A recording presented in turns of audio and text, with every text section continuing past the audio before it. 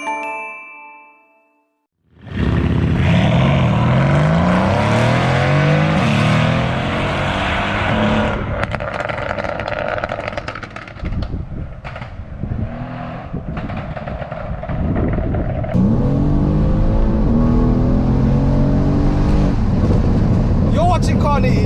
My name's Mizan, and today I've got an AMG C63 and I want to give a nice warm welcome to HST. How you doing, man? Good, bro. How are you? I'm good, man. Thank you for coming down. No problem, bro. So this is your C63. How long have you had the car? About a year now. A year? Yeah. Coming up to a year. And I spoke to you off camera. So one of the main comparisons when it comes to one of these is the W205 C63 because it's a fire-breathing 6.2 V8. And you said to me you've had quite a few, right? We had about 3. You've had 3 of them, yeah? Yeah. So this car, when it came out, it was a bit of a Marmite choice. Now, reason for that is the predecessor to this car is the legendary W204 C63, which featured a 6.2 litre naturally aspirated V8. Now, that generation is what I would call the golden generation, because even the M3 at the time and the RS4 had a V8, but due to emissions, all 3 manufacturers had to downsize.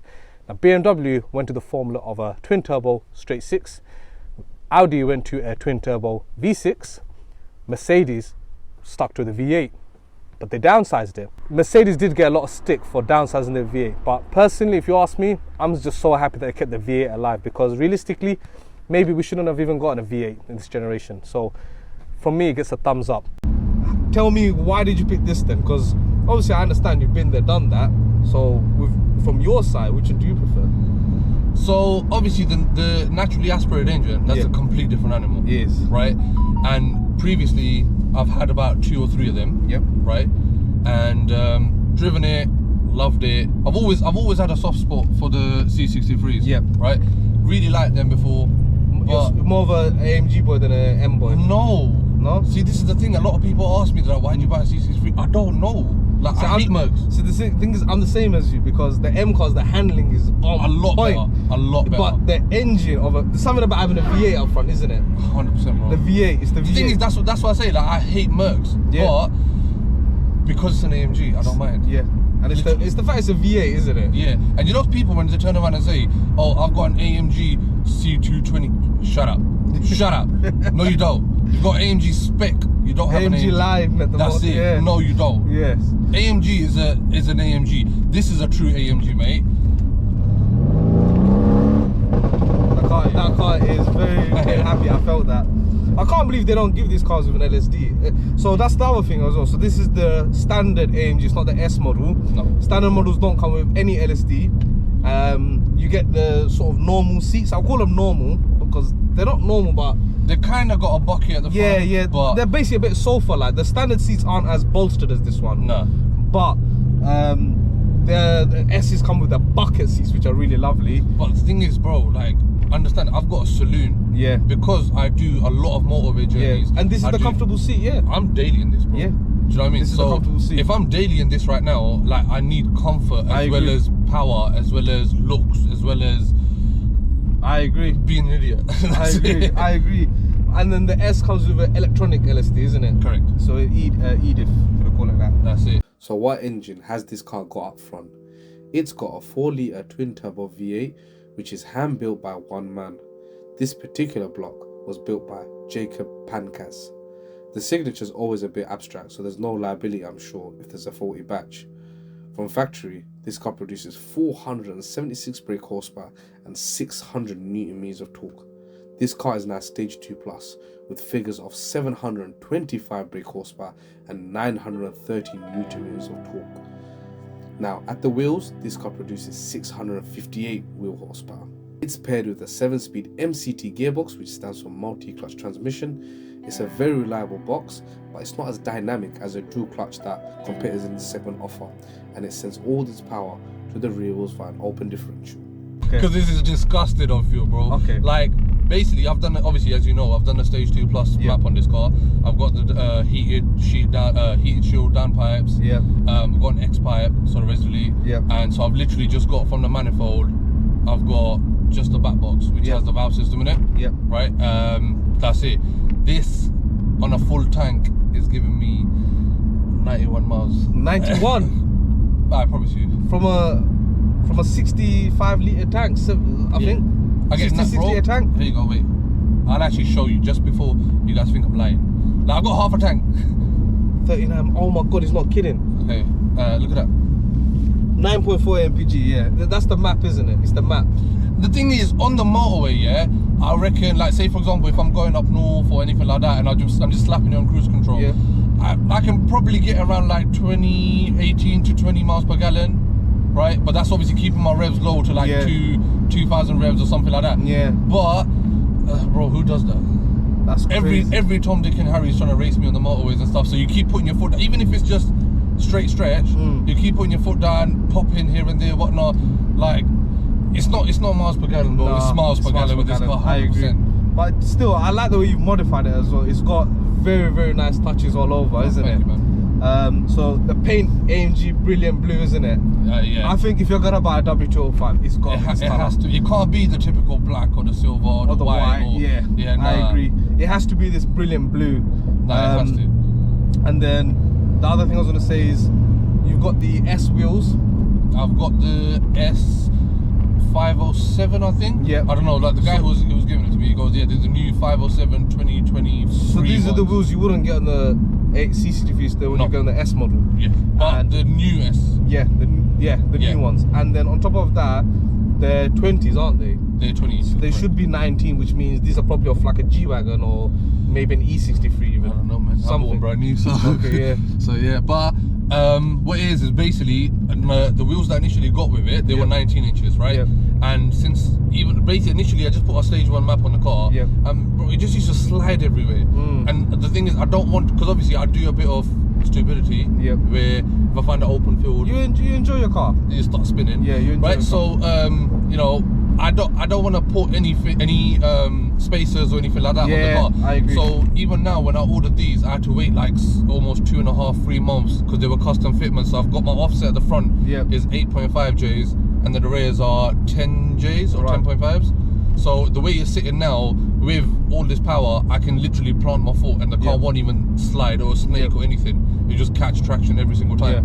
So obviously I've got my own YouTube channel, right? So if you go on it, when I've done the stage 2 map on this, I obviously explained everything and whatnot. And beforehand, I did say I'm a petrol head, but I'm not a car maniac. Yes. I like burning fuel. I like doing stupidity, right? I like power. But you're not a car geek, basically. I'm not a car geek. Yeah. I mean, Google it. Yeah. Jump on Google.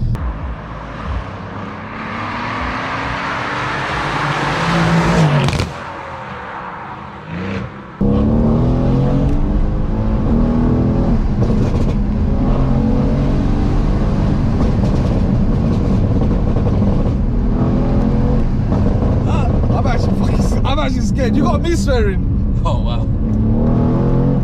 It's because this car ain't got LSD and I know it. This car scares me because I know there's no LSD. But you see what I mean? But I'm taking corners. Yeah. And it's not sliding or even my traction's not You got even PS4s on, haven't you? Bro, it's sick. It's the offset at the back. I'll be honest with you. I think it just gives that better contact service with the road, isn't it? 100%, bro. And PS4's like, bro, they're so sick. I can literally feel the G-force push me in my seat. That's nice, man.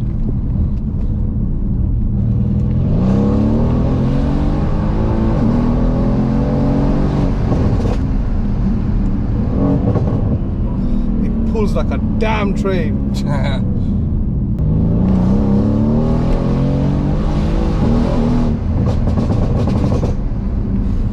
That is crazy.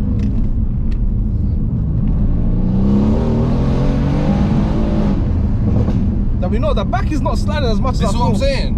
It's literally because of the sport. But then I look here with the traction on this car. You've got the sports traction, and then you've got the like the traction off fully. So if I put it on the sports here, you know when you say, for example, when you no, straight. when you what's it called when you turn around and like launch a car, and it will do the duck, right? This basically the sports bit, it don't do the duck. It will just slide ever so slightly, and then it will catch it. Like straight away, it will try and catch it, and then boom, gone. But I was very wary about this though, because you're pushing stage 2 plus power. I genuinely didn't think it will be able to handle it. Because in stock power, it just about handles it, you know? Yeah. But I'm guessing the way you set the car up to I'm telling you, trying to counter that. Bro, when I've gone through alloys and tires and this and that, only because, like I said, I'm daily in this car. Yeah. I don't want a death trap. Yeah. Right. I still want comfort. And I'd still call it a death trap. Still.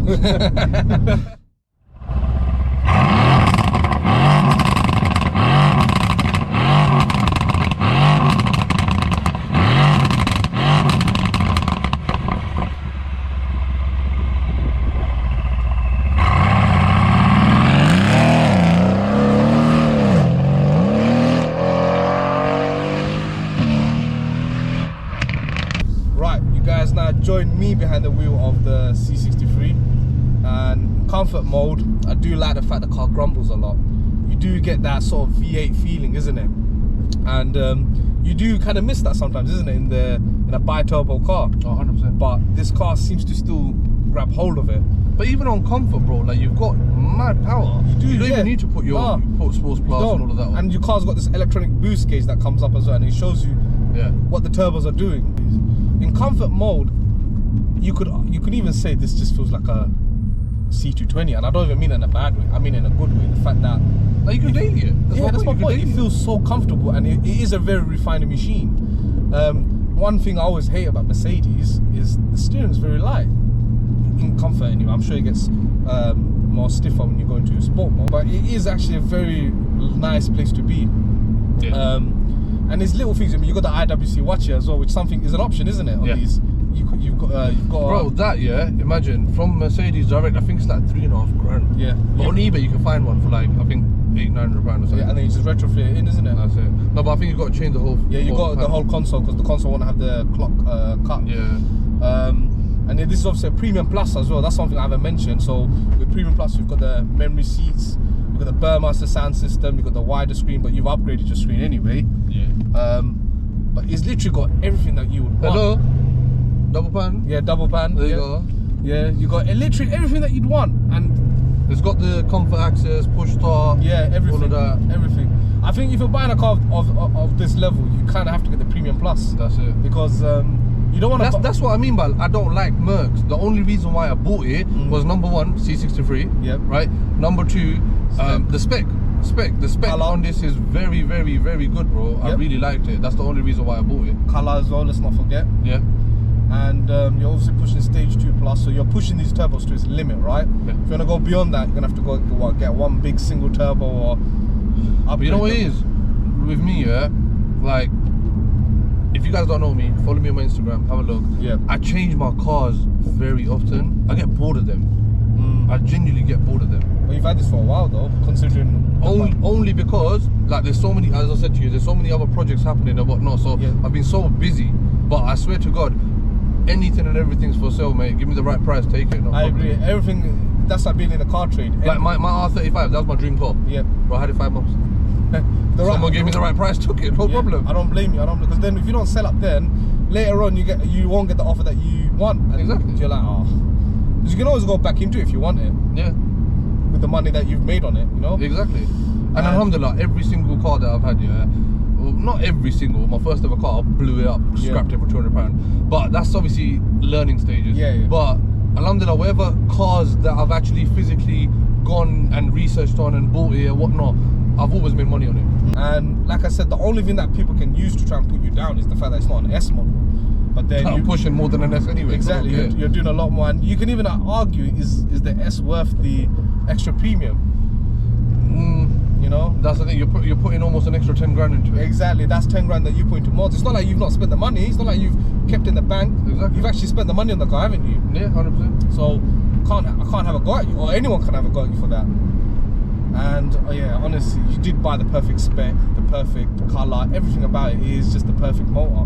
Everyone, no lie, everyone does this, yeah? When they're driving, all of a sudden the twitch and they're like, oh, yeah, whoa, like all of that stuff. Like, I want to feel that on a daily basis and see, obviously, if I really like the car.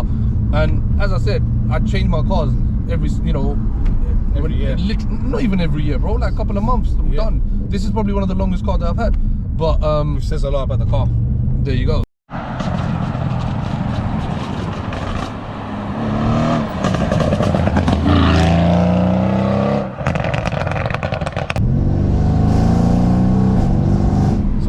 me, I can't believe your comfort feels that responsive.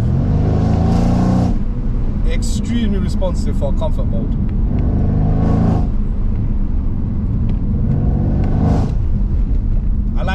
I like your exhaust setup. I really do like it because it really opens that V8 noise up. These are very muffled from factory, so you have really opened it up.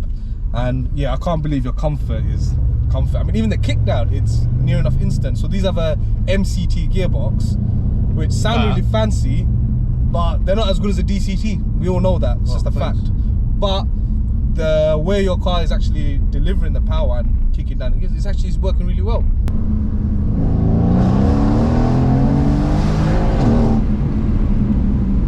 This is comfort, bro. This is comfort. Do you see what I mean? Like right now, the steering wheel is fighting. Yeah. No, but right now you would have slid out of it. Yeah. Do you know what I mean? But look at the way it catches you, bro.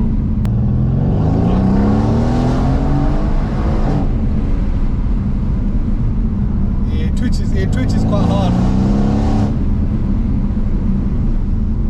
So I'm scared to put my foot down around other cars, just in case he decides to twitch and it goes in the oncoming lane. No, but you have to play safe with this car, You do. You have to get used to the power as well. Stock power, no, I'm actually used to a stage 1. I've driven these in stage 1. Because you had another C63S on your channel, isn't it? That was stock, but I've also driven another one, stage 1 power. Okay. Yeah, this is fast. I think I'm gonna go to sports mode. So sports now. It's got that extra bit of aggression. So wait, with sports now, your engine is sports, your suspension is in sports, but your exhaust is still in comfort. See what I'm saying? It's pulling way more harder. You can't just straight power. You can feel the difference. It's just that tiny little bit more responsive. But even your steering wheel right now is on comfort mode. I prefer it to be stiff. So then there you go, mate. Sports Plus. Sports Plus, and this is where the real animal. And there's the pops and bangs.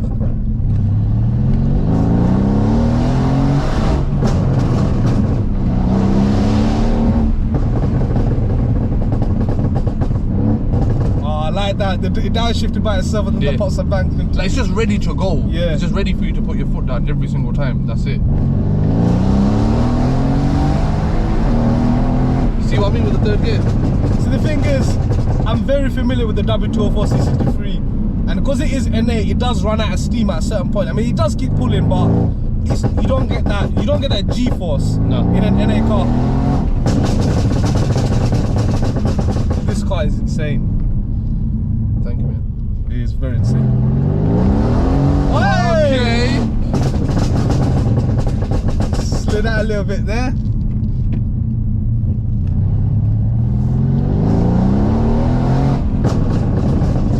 You got good brakes in this car, upgraded? I did upgrade. Basically, when I bought the car, right, the guy obviously was one of my boys, so he had another set of sports brakes. Right. So he gave me them. So when I serviced the car, I changed them around, but I let the other ones fall out first. So I did change them, but I feel like I need to change. But the discs are still the same, calipers? Yeah. No. Discs and pads, I've changed all around. Okay, but still the original AMG. Yeah. So this goes to show, even if you map these cars, you don't need to do a big brake kit. No.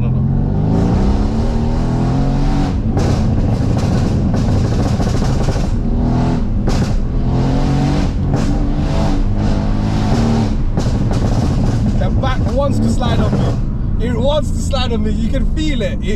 It's waiting for me to go. There's a point in the gas pedal that I'm not. When I'm around the bend, I don't go beyond that. But even now, I'm looking at you, bro. Yeah. I know you're not even fully throttling it. I'm not. Because you're scared, bro. I'm not scared.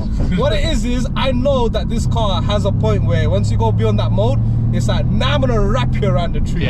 I'm going to purpose, and now it's up to you to save me. Yeah. So the point is, I can feel that point. And I can tell that is the point between you can handle it. But see, do you know how like earlier you kicked out, yeah? Yeah. Like, and you said the steering wheel was light. Yeah. I prefer that because I can easily control it. I know what you mean. it works both ways, but in some senses I like sort of I want to put my own force into the car, if that makes sense. Yeah.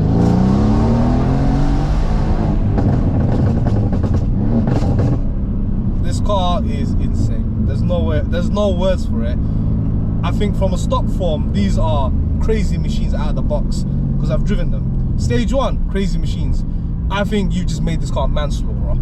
I think every day that goes by that you're not, coughing is a miracle, because this car is actually trying to put you in one. For me, most of my favourite cars were produced from the early 90s to the late noughties. Some cars managed to sneak into the next decade, so the W205 isn't a car that would automatically rank high on my list of cars that I love, but it definitely deserves a spot on my list. I've driven the M177 4-litre bi-turbo V8 in stock form, stage 1 and now stage 2, and I can say that I've loved this engine in every form I've experienced. It's truly that spectacular of an engine. To get into a V8 in BMW or Audi in this generation, you need to spend a lot more to get into an M5 or RS6, but you're able to get a V8 in the C63 in Mercedes' lineup, which happens to share the same engine as the E63. I already knew the C63 was my favourite out of the trio in this generation, for the sheer fact AMG didn't abandon the V8. But for a man that loves the naturally aspirated AMG engines from the previous generation, I shouldn't love this block the way I do. Credit needs to be given to HST, as he's unleashed the full potential of this car, and now I know, besides the awful fuel economy, these are great cars out of the box, all the way up to stupidly modified. Do check out HST's YouTube channel via the link in the description, and thank you for watching.